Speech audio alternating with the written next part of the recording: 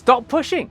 You're killing your own deals every time you do this and you don't even know it. Huh? Every time you push harder, every time you try to convince someone to buy, every time you chase a prospect who's actually pulling away, you're destroying your chances of making the sale. My name is Jessen James and I've generated over 22 million in sales by doing the exact opposite of what most salespeople do. While they're pushing, I'm pulling. While they're chasing, I'm creating space. While they're convincing, I'm consulting.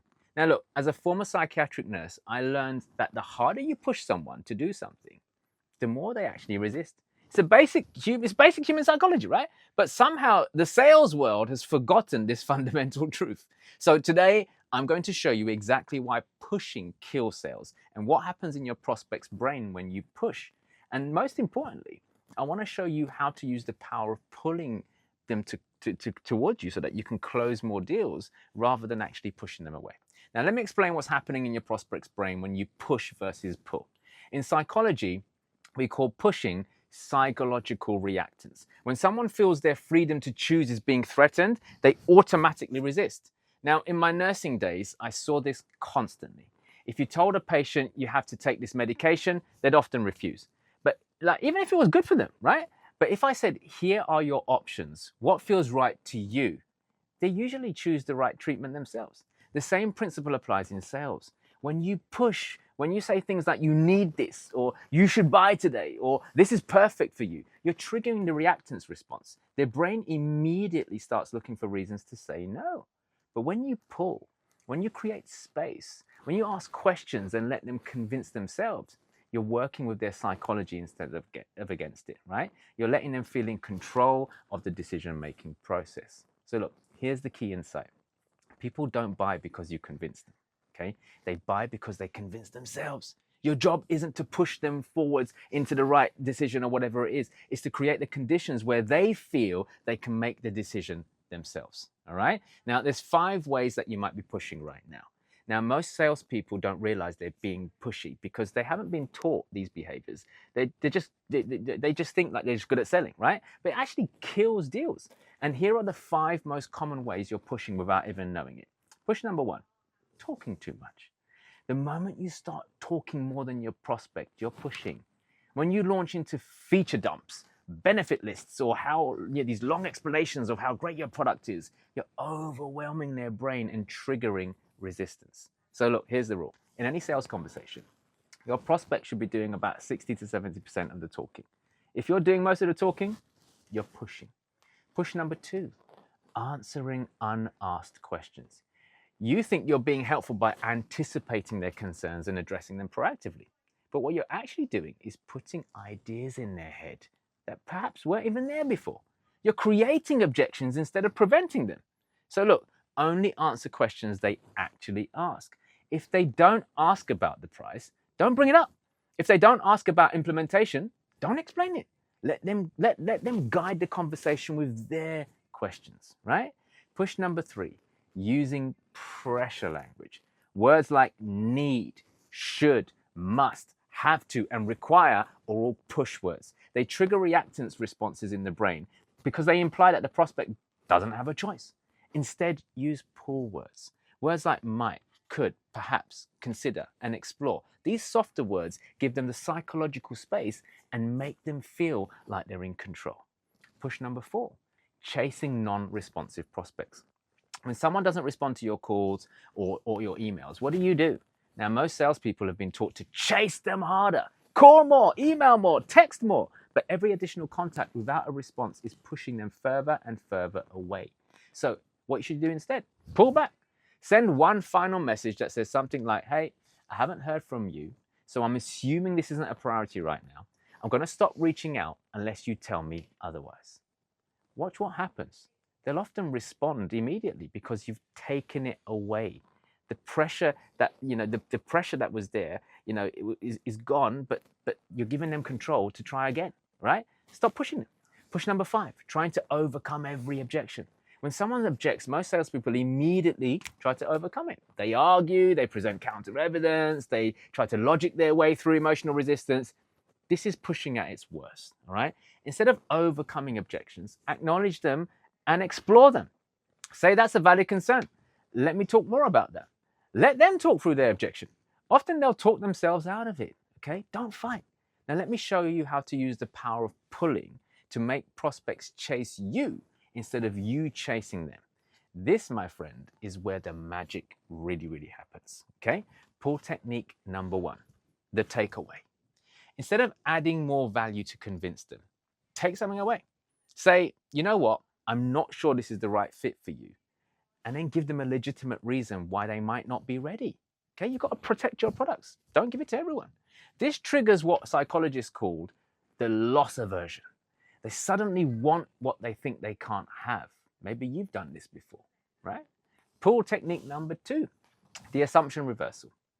Instead of assuming they want to buy, just assume that they don't. Say, I'm guessing this probably isn't something you're looking to invest in right now. Then wait for them to correct you. Look for eye accessing cues, look for body language too. Most of the time they'll say, no, I'm actually interested. Now they're selling themselves instead of you having to sell to them, okay? Pull technique number 3, the consultation position. Position yourself as a consultant, not a salesperson, okay? Say, based on what you've told me, here's what I'd recommend. You're not giving advice. You're not making a pitch. You're basically proposing a potential solution. And when you're a consultant in that position, they trust your recommendations because you're not trying to sell them. You're trying to help them, a bit like a doctor, right? Pull technique number 4, the question redirect. Instead of making statements, ask questions. Instead of saying, this will solve your problem, ask them, how do you think this would impact your situation? Let them convince themselves, all right? Pull technique number 5, the scarcity truth. Don't create fake scarcity, use real scarcity. Say I only work with X number of clients at a time because I want to give everyone my full attention. Right now, I have 1 spot available, and only say this is if it's true, okay? Real scarcity pulls people in because it's based on value, not manipulation. Now, let me give you a real life example of how I used pulling to close £25,000 in a deal last month. I had a prospect, okay, who seemed perfect on paper. Like they had the budget, they had the authority, they claimed to be very interested, right? But something felt off. He was asking all the right questions, but I could sense he wasn't fully committed. Most salespeople would have pushed harder at this point, or they would have started listing more benefits, offering discounts, or creating some kind of false urgency, or genuinely trying to convince the prospect to buy. And instead of that, I just gently pulled back and I said, look, I'm getting the sense that you might not be ready for this level of program.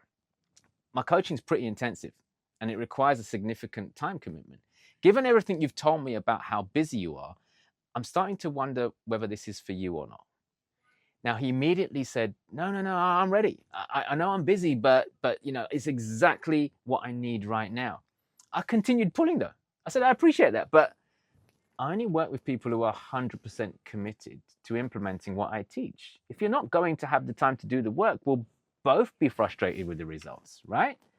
Now he was selling himself to me. He said, Jessen, I'll make the time. I've been looking for someone like you for months. Okay, look, this is my top priority. Let's go. Now I pulled back even more.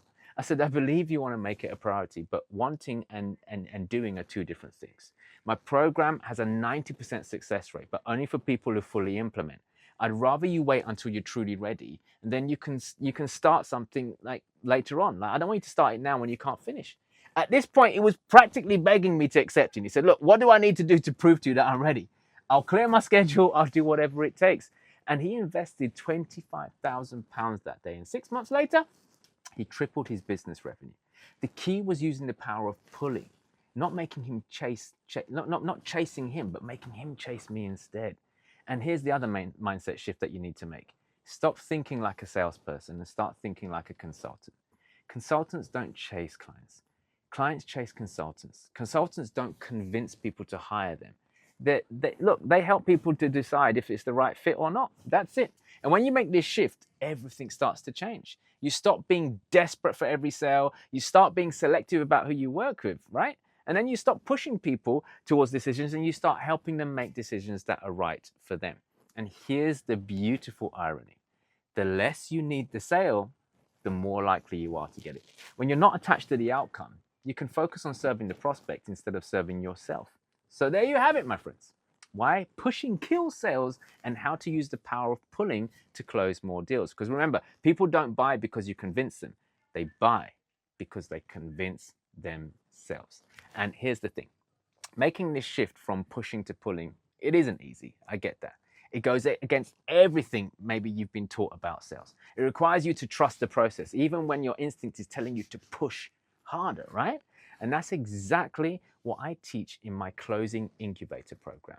It's a 12-week intensive where I don't just teach you techniques. I help you completely rewire your approach to selling.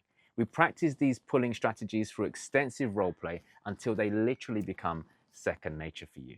Now, I've used these psychological insights to generate over 22 million in sales personally, and my clients have generated over 200 million using these exact same methods. So look, if you want to master the art of pulling instead of pushing, if you want to make prospects chase you instead of you chasing them, comment pulling below and I'll send you my complete push versus pull sales guide. It includes all the techniques I've shared today, plus 10 additional pulling strategies that you'll see that will help you transform your sales results. And look, if you're genuinely serious about making this mindset shift, and if you want a complete system, live coaching, practice sessions, me holding your hand, then let's have a conversation about the Closing Incubator. Because remember, the harder you push, the more they resist. But when you learn to pull, they'll chase you all the way to the bank. All right. So comment pulling down below. Let me show you how to turn every prospect into a pursuer.